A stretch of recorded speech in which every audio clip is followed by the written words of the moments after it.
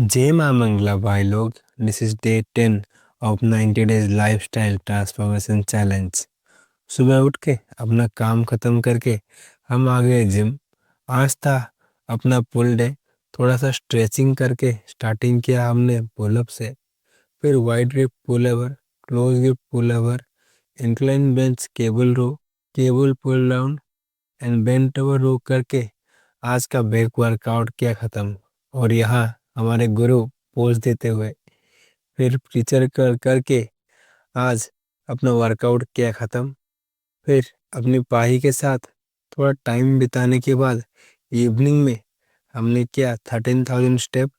Honestly speaking, इतना intense workout करके 10 के स्टेप कंप्लीट करना टायर्स में आउट, बट चैलेंज लिए हैं तो कंप्लीट करेंगे ही। इसी के साथ करते हैं ब्लॉग का दी एंड। जय जगन्नाथ।